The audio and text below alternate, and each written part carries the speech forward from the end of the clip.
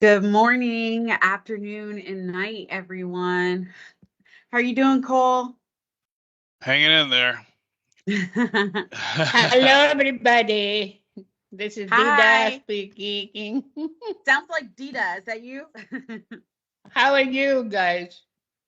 I'm doing well. I had my saffron tea this morning. So I'm feeling good. I had to cut Mm. my walk short. My back's going out. Oh no. I hope you feel better, Cole. Thanks. It's I know a great I know. start to the new year. Oh no, that's not good. Um, I know a lot of y'all know each other already, but if you could just write your name, location, and your role in the chat. I love when I see connections being made too. Um, Sometimes you may live in the same country, sometimes the same city, sometimes even the same street as somebody else on the call. Um, all right. So feel free to continue to write in the chat. We're going to go ahead to honor your time and get started. I see you have to dip out a little early, Sarah. So we're going to go ahead and get started. All right. So again, welcome to this month's Close Corner. This month's topic is on Redstone, and we're doing a part two. So we did a part one in November. We didn't do a Close Corner in December. And during that close corner, there was like a lot of questions, a lot of interest. So we're like, all right, we're gonna turn this into a part two. Um, and so again, if you have any questions, this is very like open-ended. Please feel free to turn on your camera. Please feel free to unmute your microphone if you have a question. You don't have to write it in the chat. You just go ahead and just unmute. Um, and feel free to like interject at any time. Um, my name is Nadine Embry, and I am the Education Community Manager, and I'll go ahead and pass it over to Cole to introduce himself. Hi, it's Cole Phillips, and I'm the game designer for the EDU team. And I know most of you, but if you're new, welcome and thanks for coming. And we're gonna talk about Redstone today. Continuation. We might have to jump a little bit backward just to remember where we were. It's been so long. I'm sorry we didn't get to pick it up back in December, but basically today I was thinking there was a lot of questions when we were finishing up last time. So if there's anything that anybody wants to learn or work on directly, that we could do it today. We can just open up our games and do it together. And yeah, if that sounds good to everybody. If nobody has questions, then it would be a short one. But if not, I'll just. What do you think about kind of going through the original map a little quickly and seeing if that sparks anything? Yeah, that sounds good. And another thing, so um, if you did not register, so if you registered for this Cole's Corner, you clicked on the link and you signed up, like I was able to get your information. So what I did was I sent an email to everyone who registered with the world file. But if you did not get to register, please feel free just to shoot me an email. I'll write my email in the chat and then I'll respond to the email with the world file. So I'll just go ahead and send it to you separately. So you should have an email from me with the world file so that you could follow along if you want to break the world apart and kind of analyze it a little bit so you can ask Cole more detailed questions. Feel free to do so. And yeah, so go ahead. I'll write my email in the chat and then I'll get those over to you as well as your emails come in. All right, I'm going to stop sharing and I'm going to turn it over to you, Cole. Thank you. Now it makes sense, Nadine. I saw the world. I didn't know what it was about. Yeah, good. Well, All right. yeah, we'll go through it really quick, like a little rehash from last time. I think maybe it went. Everybody see Minecraft? Yep, we see it, Cole. Okay, great. Okay, so This was just a little area to kind of show you about Redstone, about how you get it, what it looks like. It kind of in the game, in Minecraft nature, it's an ore, and you mine it, and it drops dust that you can use to craft redstone items like these rails, for example, or redstone blocks of power, redstone torches. Um, it kind of works like electricity, but it kind of doesn't. It also kind of works a little bit like energy, or even like Wi-Fi has the ability to jump. Um, doesn't always have to, like the wire can jump through things. It can charge a block and give it energy. So I'll just kind of go through quickly and show. This is just kind of discussing about how far it runs. You can see that when you supply a power source to it, the power runs through it, and it will run to 15 blocks. When we move this forward, now you see it lights up because it's actually making contact. So we'll go through here. This is showing how you can extend the signal using a repeater.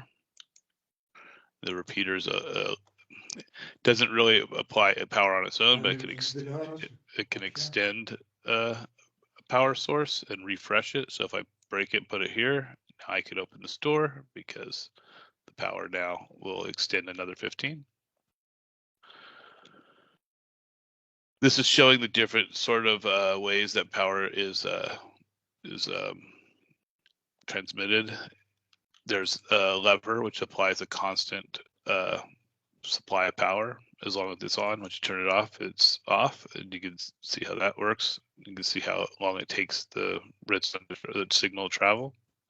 A button, you can see there's a pulse and how long that pulse is.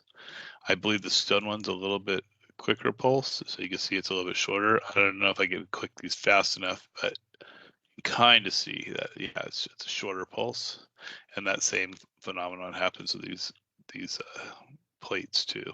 So you can see there's different sized pulses here. There's other things that can use.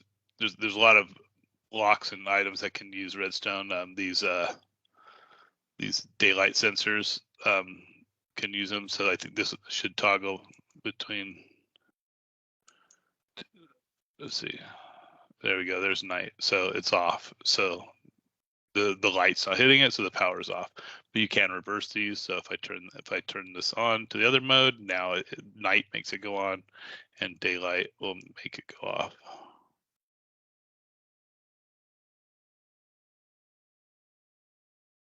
There we go. I don't know. Oh, I hit it too many times. I don't know. It's updating really oddly. There we go. Okay. Is this all ringing a bell for everybody? Remember this from last time? Tripwire is another way of using redstone detection. The tripwire will turn on, or power redstone. This target block can actually have a signal as well, and I'll shoot this thing, and it opens the door because that block will, and I think this just resets it. Oh, it opens the door.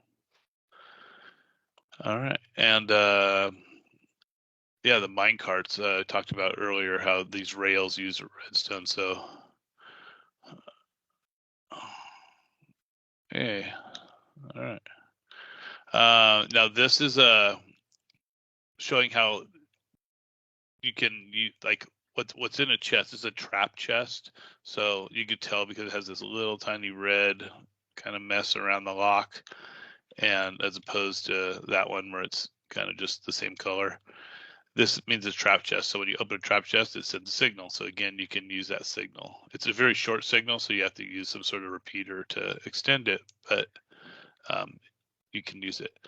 This is a comparator, and it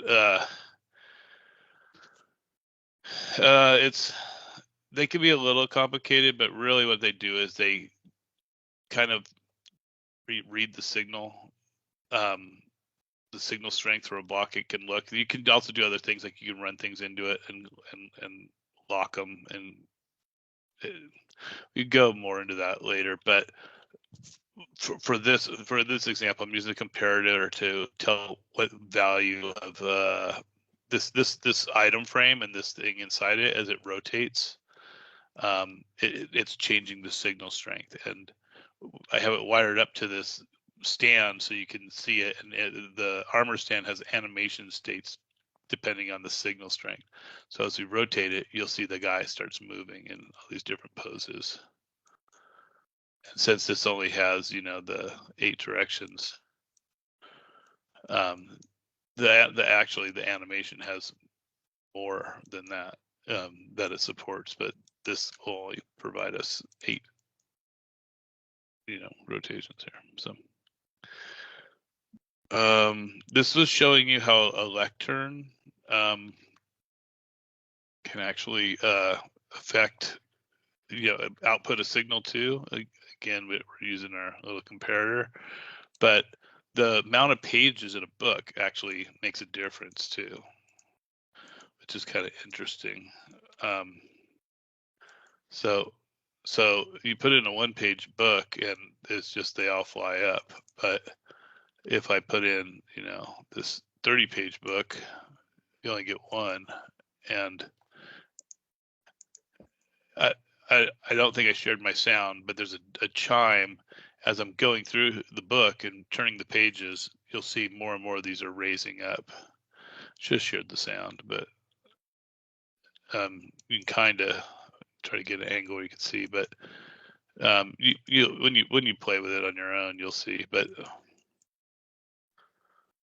so you can see more and more popping up, and this signal strength is getting stronger and stronger and going further down the line. Another way to illustrate it, I guess, would be this guy here too, right? Oh, maybe not. Oh, do I not have a thing on him? Oh, I don't have a comparator. Oh, this might have just been an example from last time. But it should work the same way if I put the comparator there. Well, I don't remember the point of this contraption, but oh, I know why. It's because I was going to show you a clock. So a clock is when you kind of create a loop that plays forever. And so in this one, I'm using an observer. And so you can see now this is a clock, because this now will go forever. And this machine is making a bunch of racket every time it fires right now. But you can now, I have 2 pulses.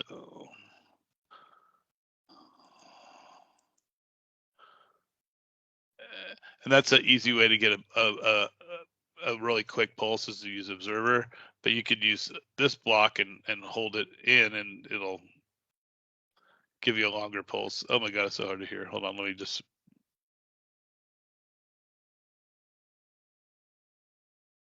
There we go. Now I broke it, because now the signal is all full, and so it won't go anywhere. So it's all locked up.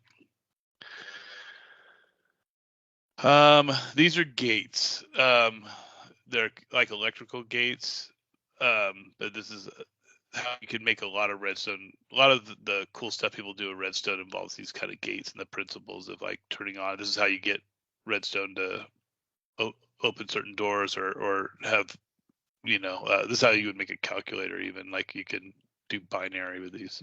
But this one, when the block gets power, it charges, and a charged block with a redstone torch on it turns off, and so now it won't power that. So this is a NOT gate. And these latches, usually a button, is like just a pulse. But doing a latch, we can make these buttons hold, so it's like it's latched on. So this NOR latch actually, it's like, okay, this button means on. It almost basically makes a button system work like levers. And it's working off charging this block and holding this charge. And oops. And when this block gets charged, it turns off this one. So the T flop. So you see it's on and it's off. And that's not how a button works. A button usually just applies power and then it turns off on itself. So this is using this contraption to hold it on. And I believe this one works by cycling things through and using a comparator to provide the signal. So I think, yeah, this thing has a block in it. Yep, and then the block, as it gets pushed through, it ends up in another spot. So now it's not in there, so now it's not reading. So I bet you the block is here, and when you push the button, it'll fire it, charge it, start the process again. This is an OR gate, meaning that either of these will work. So as long as one is down, you got power. It could be either one.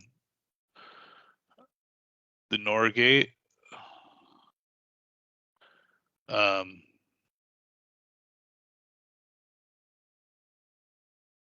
Yeah, this one. Either one. Yep. Yeah, either one will work. The AND gate is a cool thing. This is how you can use these to make combination locks, but basically you need both of these to turn off, to turn on the light over there. This one's really easy to make, but it does so much with being able to combine things. You can make this a really long line and just keep boiling it down. There you go. The NAND gate is the opposite of it. So it turns off the signal, signal's on, and then you have to flip both of these off to turn off the signal.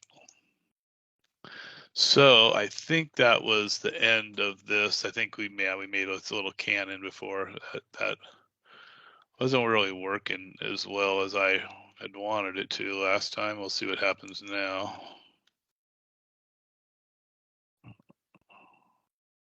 Yeah, that wasn't too great. Didn't really launch out very far, but that was that's where we left off last time. So I will now open it up to any questions or to look at anything that you guys wanted to look at. I know last time we were trying to do this, we started and we just didn't get very far. It took us much longer to get to this spot last time. So Cole, there's a few questions in the chat. Oh yeah. So one was just asking about sorry, I lost my spot in the chat. Asking about like books. So Jennifer asks, do you have a favorite book teaching Redstone basics? Oh, like a store book, like a purchasable book? Is that what you mean? Like that you could buy in the store? She says yes. Oh, okay. No, I mostly learned. There's some really good YouTubers that I've actually had the privilege of meeting some of them too, which is really cool. We did some work with some of them years ago, but people like Seth Bling and Mumbo Jumbo, if you look up those names, they've done some incredible stuff with Redstone. Mind blowing. Yeah, I mean, it's like I wouldn't even think that you could do some of this stuff. I mean, I don't know their full backgrounds, but I think that they have like strong engineering backgrounds, and they just know they, they know how to make computers. I mean, it's just the stuff they do is.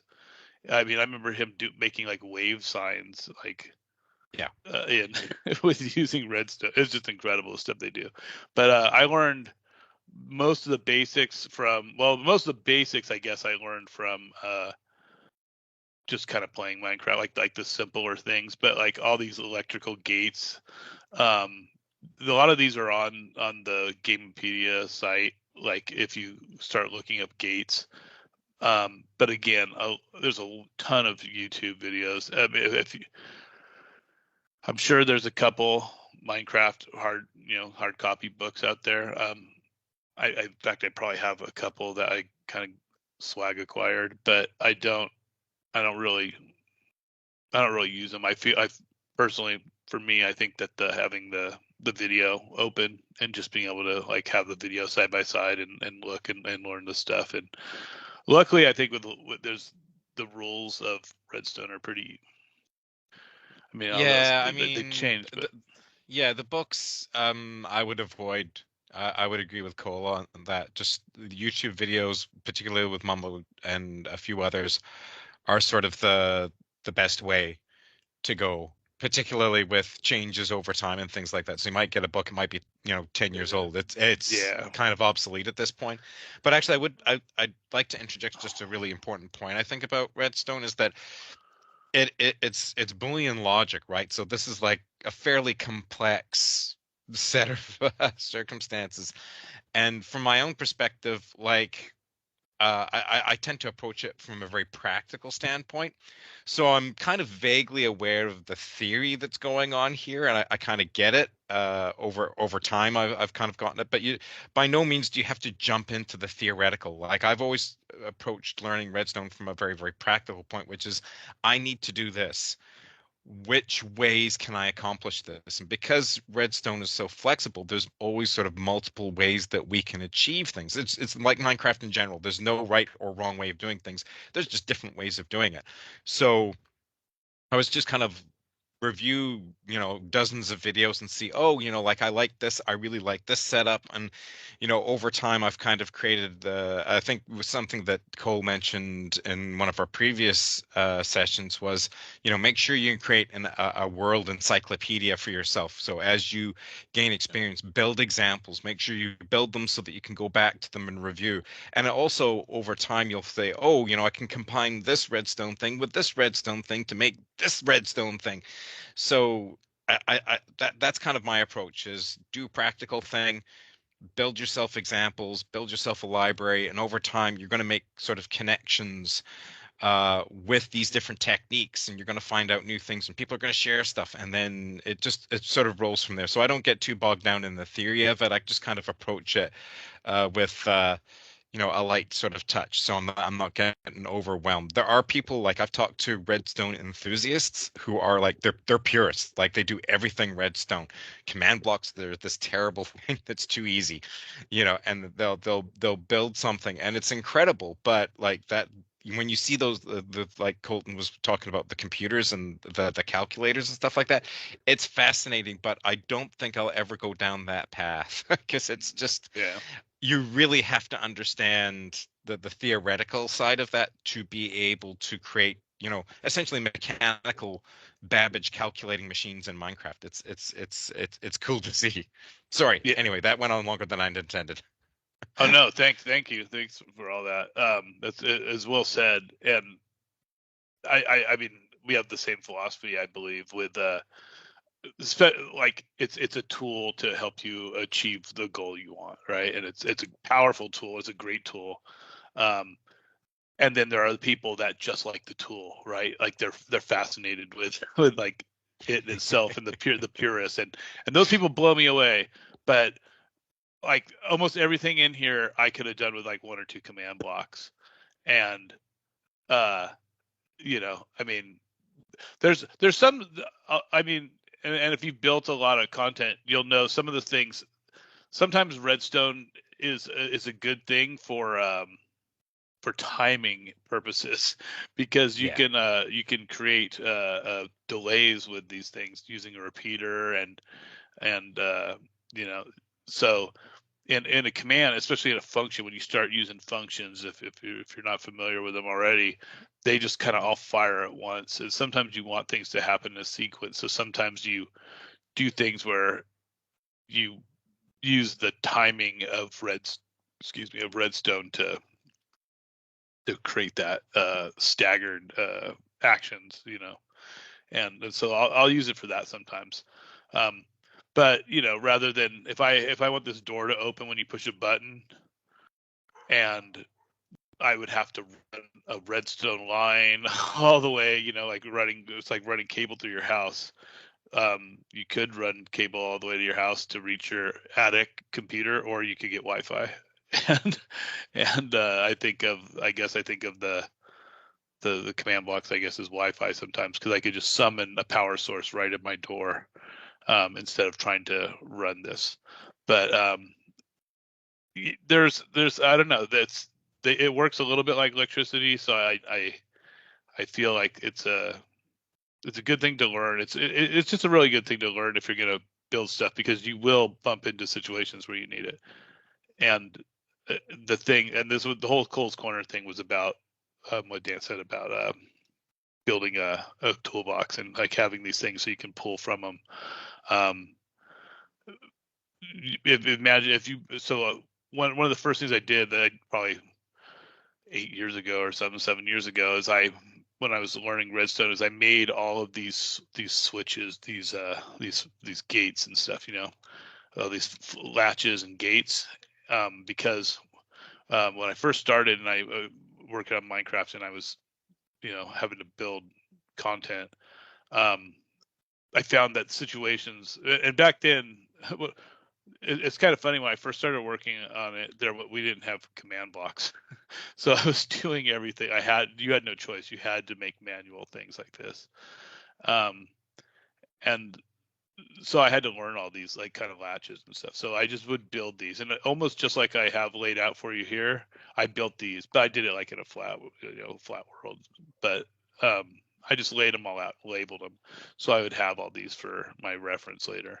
And then that's what I do, and I do that with all kinds of stuff even today. Like when I wanted to make an animated picture for an MPC or a block, I like, oh, okay, this is that file, and I save it for next time.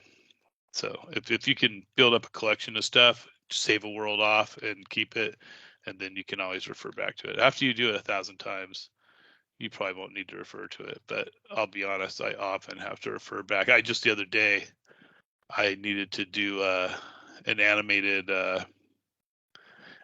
texture, and I always forget what the little math numbers are in there. I should remember them, because it's like simple stuff like how many frames and the speed of the frames, and I always forget what they are, and I have to pull up my old one and look at it. So yeah. Yeah, it's definitely one of those things. Like I do stuff like this all the time, content stuff, and I can't remember anything. There's just too much of it. There's so much of a massive universe to explore here, particularly with command blocks and Redstone. Like there's so much stuff. So I'm constantly going back to my encyclopedia world to even if it is something that I've done a couple of hundred times, it's like I know I'm going to forget one part of it. And that's the great thing about, bringing into a 3D modeling environment, is that you can go and look around and see every single part of it and how it's functioning. Or even better, like you can play with it and deliberately break it and see how far you can stretch various capabilities with it. So it's And, hugely and beneficial. and the more you do it, the more you'll find the right tool for the job. If the point is showing people like how like this world is very much like how Redstone works, so everything's exposed to show you how it works. If the point is to just open a door by shooting an arrow at the block, if you look over, if we go back to this, let's see, when we had this arrow thing, you could see, rather than like having the some wires and running around. I just used a command block. So when this thing gets shot, instead of running, I mean, it could have been a wire, it could have been a repeater and running the signal, but I just said, hey, place a block right down there. See, there it is. And then I step on this plate and it goes away. But putting that redstone block there hits that repeater, charges that block, which turns off that. And this is just more of those not gate sort of ideas. Okay, this one's charged, so it turns this one off. When this one charges, that one turns on. And so yeah, that's how it works. But you could have made it a full contraption, right? You could have had pistons or whatever doing whatnot and sending a signal down. It's hard. I think we talked about it. Man, maybe we didn't on here. It's the transmission methods. They take up a lot of space sometimes. Going up is really easy. Going down's a little harder because of the way the charging blocks works. But you could just like send a redstone signal up pretty easy by charging blocks and going straight up.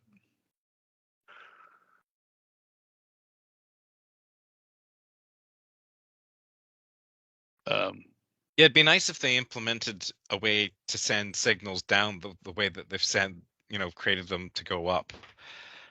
Yeah, we would need to almost have a ability to place upside down, right? Like imagine placing it like if you had a this is a gravity block. If you probably already understand what I'm trying to say, but if you put we just tried to there. Oh no, I missed. Sorry. Come on, get there. There it is. Okay.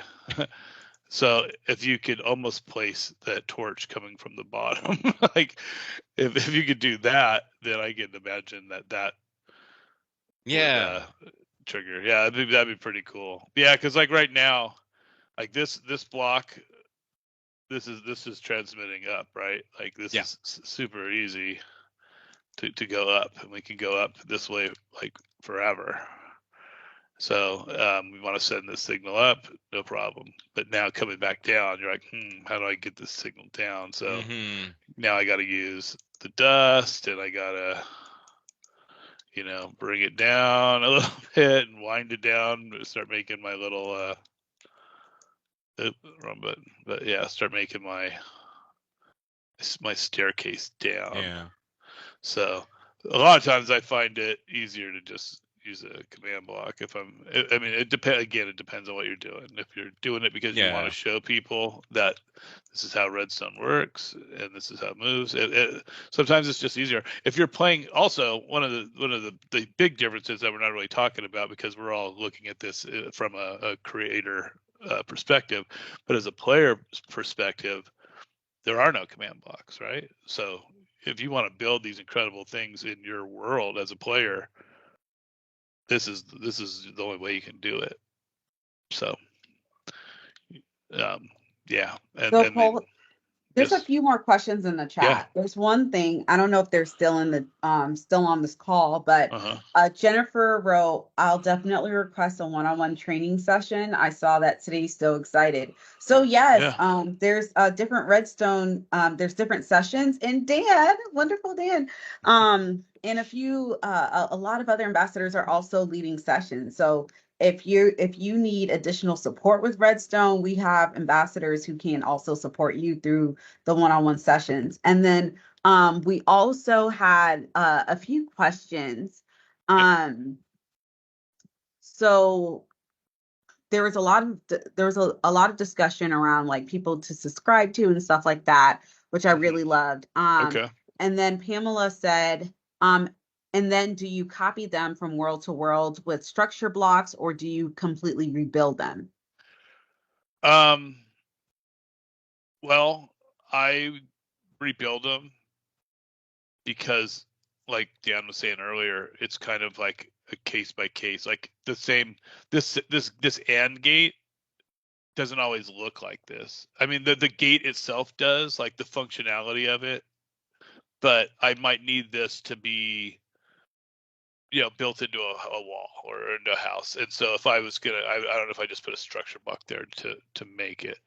Now, if I made a crazy flying machine, and I was, thought it was really cool and efficient and is a pain in the butt to make, I could see making that into a structure block and saving it off. But typically I just rebuild it, and I just keep my world there so that I can remember how I did something, and then just review it and practicing. I mean, I can build it like most of these gates now. Okay, here's an example of one, like this kind of sorter thing, and we talked about kind of sometimes avoiding buying a physical book, which there's a lot of enjoyment you can still get out of a physical book, don't get me wrong. I mean, as far as like having it, reading it, you can take it to the potty if you want. But whatever the case, you can have a book, but they do get outdated. And like these kind of these toggles, this thing breaks all the time because we'll update something and it'll change, the split second timing of some things, and then something like this doesn't work, and so the book will be like, oh, here's how you make it, and then now it doesn't work. Yeah, in fact, I've actually seen a different version of this that I've tried to make in education. It doesn't work. It works in Bedrock. It does not work in education. It's basically, you've just got the two droppers there facing each other, and the buttons connected to them. So that one will flop items back and forth, but in education, when you do that, it just spits them out. Yeah. So it's not actually passing them between them. So presumably in a future update, that may not be the case. Mm-hmm. Yep. And a lot of times when you're looking for some of these tutorials too, unfortunately, or the new rage is to ask AI, right? Let's ask AI, and they will tell you how to do it exactly perfectly for Java.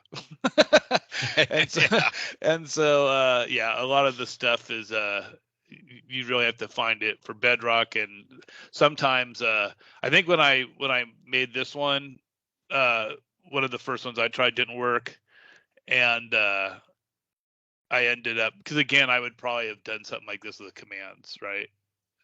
Nowadays.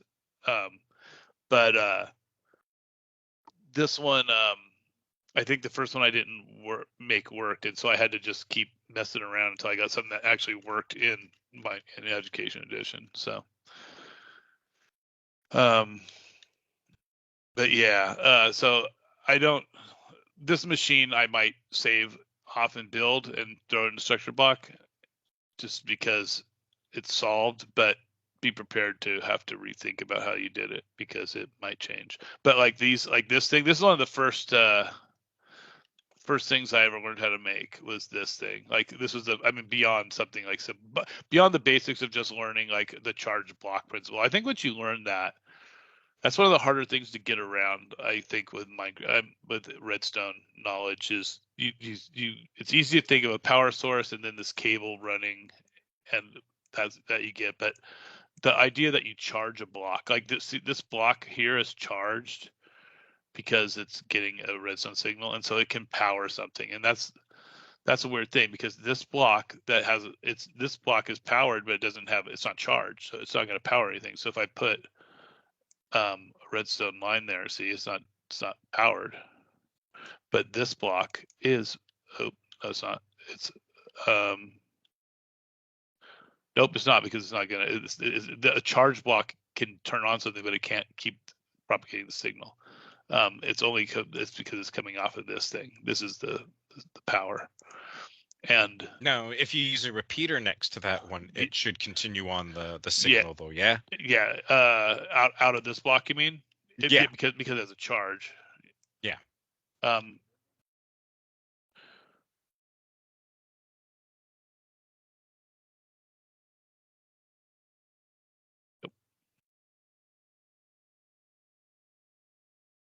And then yeah, this so is sometimes in the interests of make. space, yeah, you can you can use then there's your redstone clock. Yep, exactly. But yeah, sometimes in the interest of space, if you're running redstone, sometimes you do repeaters next to a charge block like that to pass the signal on. rather than running an independent line out the side of it. Yeah. The other interesting thing about repeaters as well, like with redstone lines, you can't place them next to each other because they'll place that Yes. signal. They'll transfer it between each other, right? But if Yeah. you use repeaters, you can run repeaters straightforward with each other, right next to each other, and they won't contaminate the signal. Yep. So it means you can really condense things using repeaters, and especially if you don't have any delays on them, they just pass that signal through fairly quickly. And yeah, you can really compact stuff in. It is the downside is that a repeater always adds a delay of at least one tick. So I don't. That's why a lot of times I would use a command block rather than try to run the power further. But it just depends on how far you have to go and what your goal is. If you need it to be instantaneous, or if you and your space requirements as well, and you know what you're comfortable using. Like my redstone experience, my command blocks, it's kind of like this. I gain a little bit of here, then I gain a little bit there, then I gain, so especially early on, I think I tended to use probably more like yourself, Cole. I used more redstone sort of solutions for things before the command block existed even, and then over time, as I gained more experience and knowledge of command blocks, I'm like, you know what, rather than taking up a 20 block area of space with redstone, I can reduce it to like 2 command blocks. Yep. Yeah. Or sometimes, like if you want to make something like kind of visual, animated, I mean, you're going to more likely go potentially with some command blocks. Like if you wanted a cool kind of mechanical effect, even though I'm not necessarily building it for the students to reverse engineer it, I'll build it that way because it just looks cool with pistons going back and forth and lights and things blinking on, off and on. So I might do something that way just because of the aesthetic effect. Yeah, and I think a lot of people, like the players, like the mechanical aspect because it's something that you can see like cause and effect, and it's just more entertaining than the magic of a command block. But it goes back to like, what am I building and why, and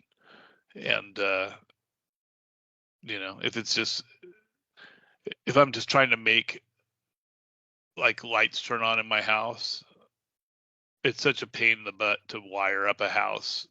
If you're on your survival server and you have no choice, then it's always quite a feat. But you got to build everything twice as big to, and we don't have vertical slabs, so you can't hide stuff well. So you always have to make all your walls extra thick if you're going to run wiring through them. And it's for me, I find it just easier to have a command block that runs a function that places redstone blocks on top of all my lamps that are built in my recessed lighting in my walls. So it just really depends on what you're building and for what purpose. How we looking on? I think we got about 15 minutes left. On the question, is there any more questions, or did anybody have anything they want to try to build, or need help building, or?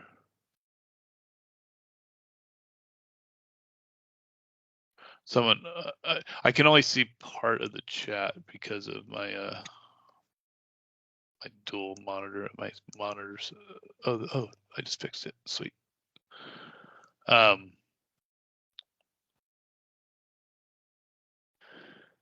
someone said they use NPCs. Oh, okay.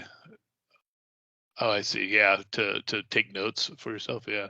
Also, I was just I use NPCs for command stuff all the time. I'll make an NPC. I'll make a entity that's like a button or a kiosk just so I can use the commands from it. It's like a function that you don't have to rethink about.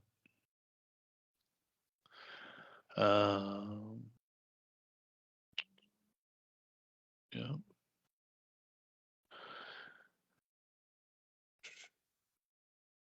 Cool. Well, does everybody feel good about the redstone? I know Dan does. Dan feels good about it. I feel all right about Redstone. Yeah. Well, I mean, I always have to look back. I always um, have to go back to the well on when I'm trying to remember how to do some of these. Most of the stuff, once you learn the principle, it's you just remember it. Like I know how redstone works and moves. I know how far it goes, and yeah, what's this? Um, yeah, exactly. Yeah, I Yeah, always leave a crawl space for yeah, for jamming stuff in. yeah, totally. Yeah, and it's hard when you have a tight space. I always have problems with building stuff big, because I like to. There's what I call like the player scale. It's called the human scale, but it's like a player scale of how things feel because of your interaction. Like we have doors in Minecraft, and they're 2 blocks high.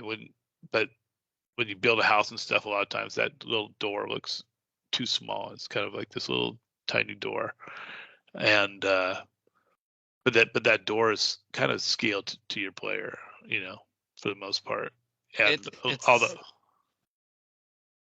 Yeah, it's one of those things like when you're doing that human scaling kind of build, like the door is the only thing that I think doesn't really fit now with most experiences because like the door is 2 meters high and your avatar is 2 meters high, yeah, which in real life would you don't have 2 meter high doors and you're right, not 2 meters high, right? Like it's yeah, usually a foot or two higher than yourself. yeah, So it's one of those things that we just sort of deal with, I think, in Minecraft when we're trying to build a scale house of some sort. Just try yeah. to make that wiggle it around until you get the something where it's It's not so blatantly obvious that it's out of scale with yeah, everything else. yeah. If you build your house to look nice with the door, then your house is typically a little small. And Yeah, it's too small. if you build your house big, then your door looks a little tiny. And so it's a challenge. And it depends what you're doing. If we're making a track, for a world, and you want to have all these like modern like contemporary houses, and you have to go inside them, you have to live in them. It's better, I think, to make them Yeah. look right from the outside. But if it's your your survival world, and you're building a house, you want to live in it and build a bunch of stuff. So your house is gonna be giant, and your door is probably gonna look a little weird. But that that scale, the bigger you start building stuff to get the fidelity to make your builds look large. It's something I call it's well in EDO.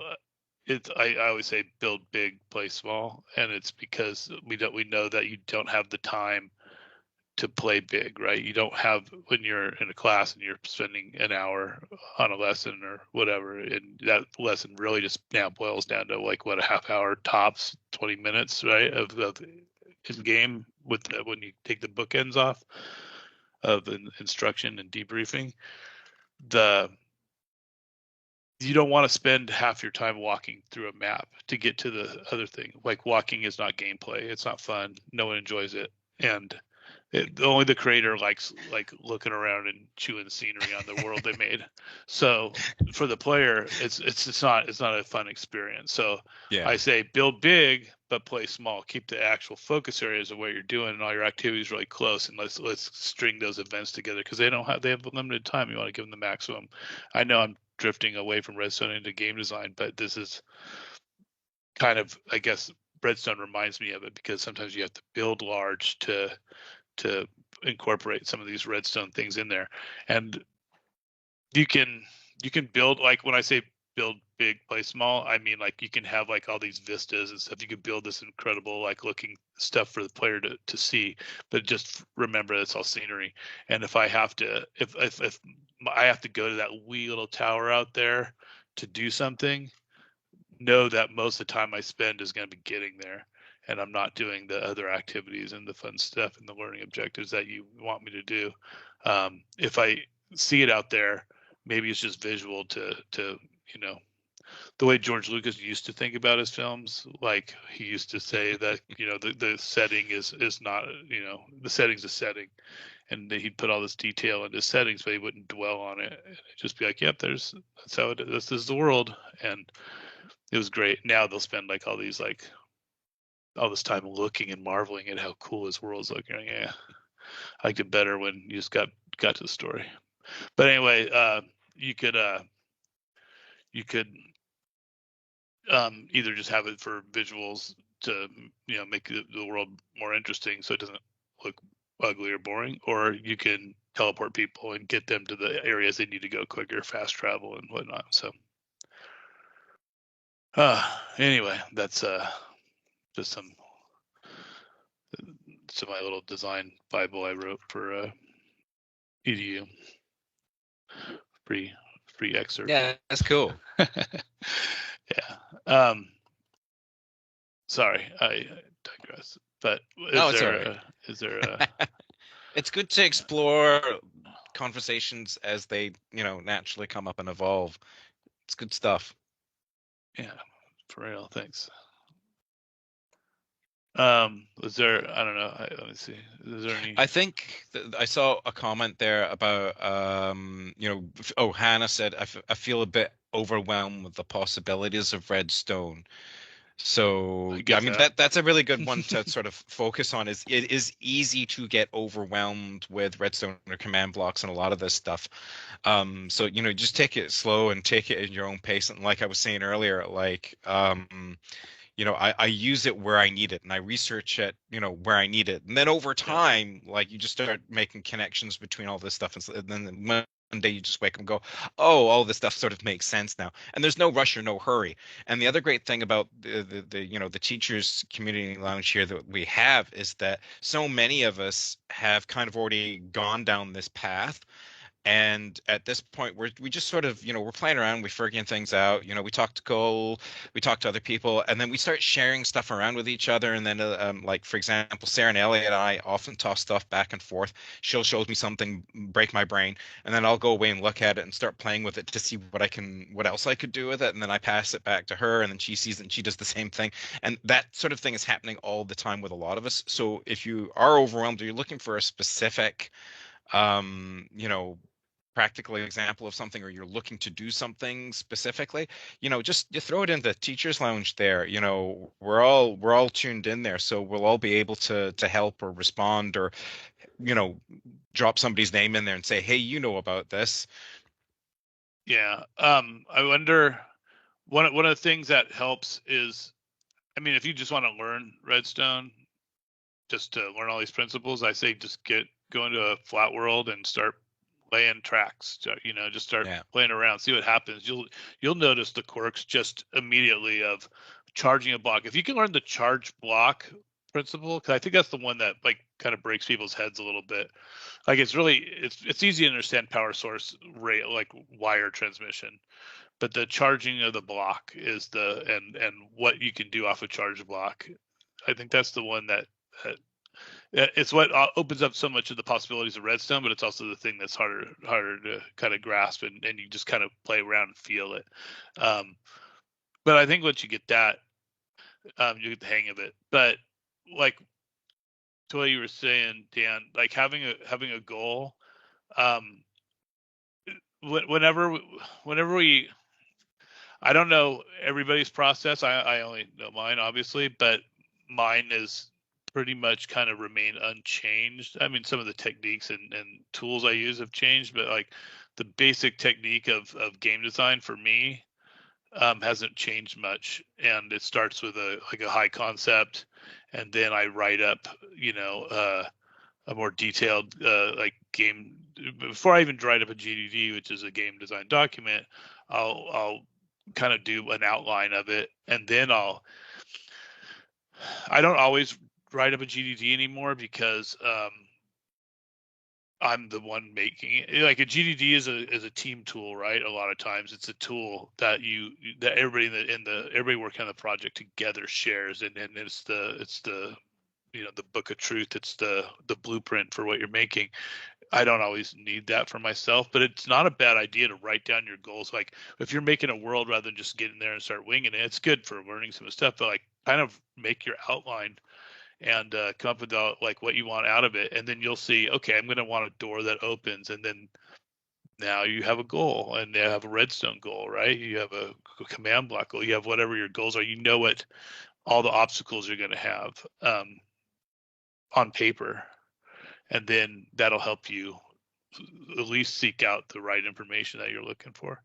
And that's unchanged from 20 years ago when I first started when I was making Game Boy Color games, and it's not much has changed over those years as far as the flow of making a game. So yeah, maybe I don't know if you guys would be interested in kind of a more of a game design kind of Cole's I Corner totally at some would. point. But Oh yeah, if you I guys ever, totally would dive into that.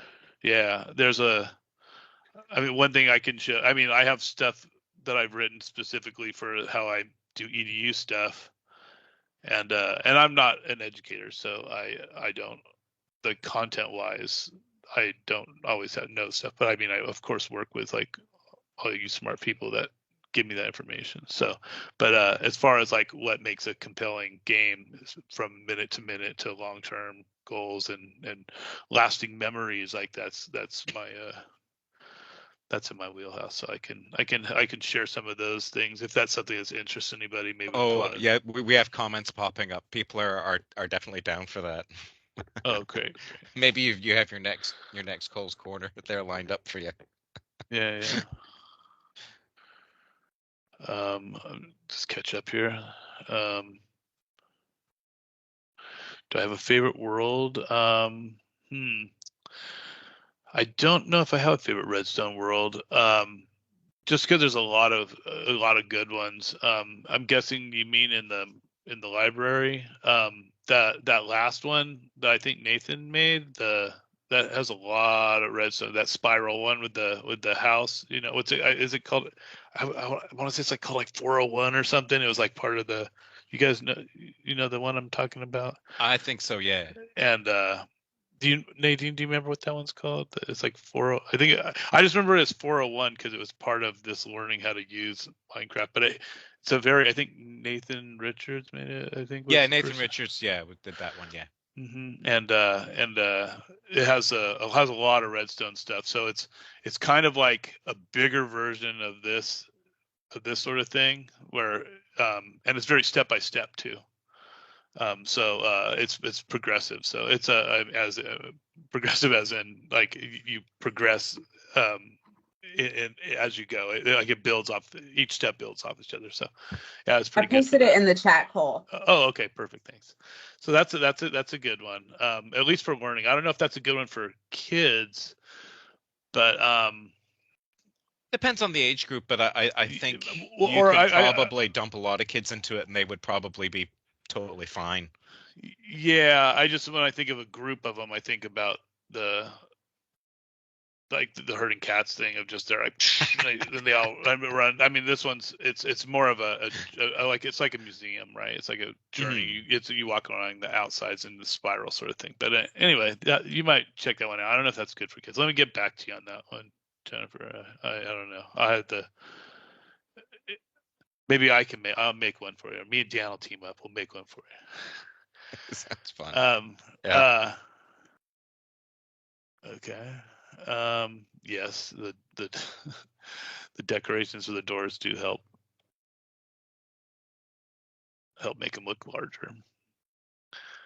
I know sometimes I wish we just had bigger doors. Sometimes I would like bigger doors too. Yeah. I don't know how that would fit with.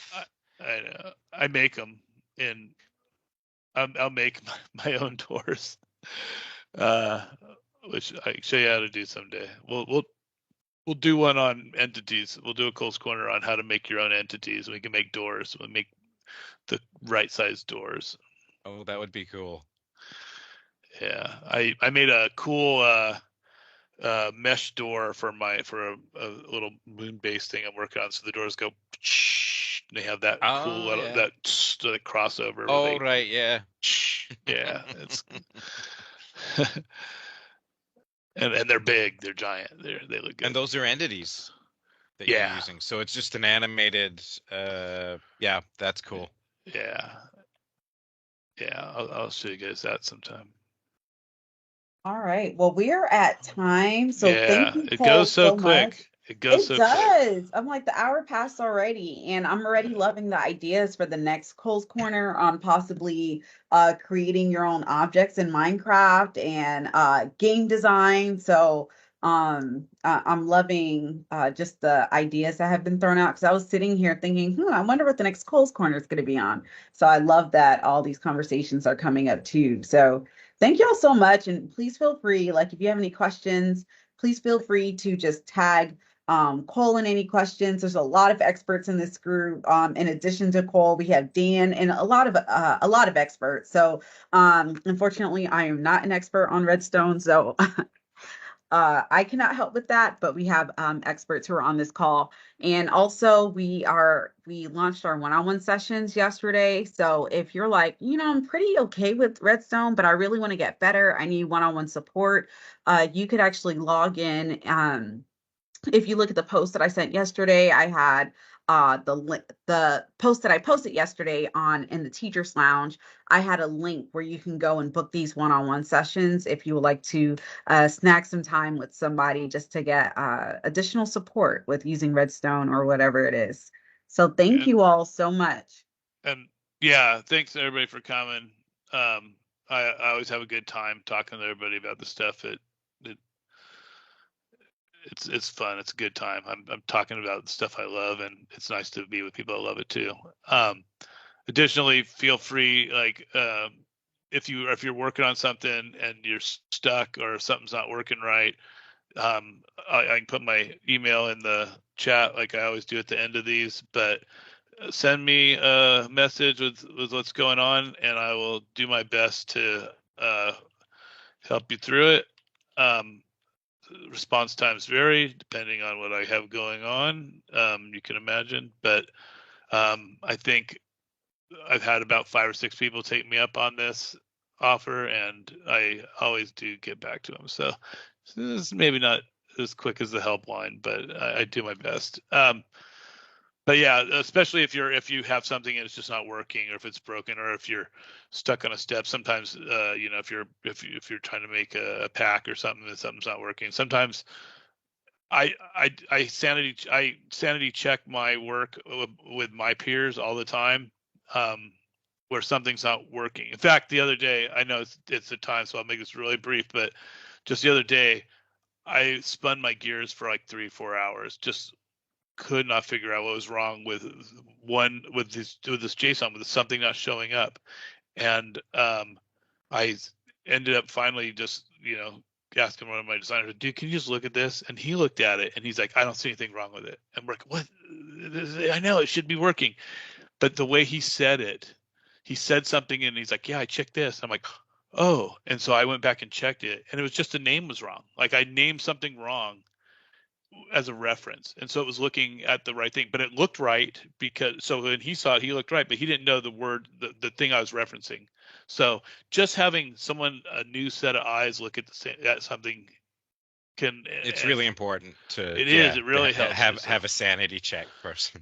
So we can all help each other there. So Yep. if you ever need someone to look at your thing, it's not working, feel free to reach out, and I'll do what I can. And thanks for coming. I appreciate it. Thanks, Cole, as always. Yeah. Thanks, Nadine. Good to see y'all. You're welcome. see Bye, everyone. everyone. And send those ideas for the next one.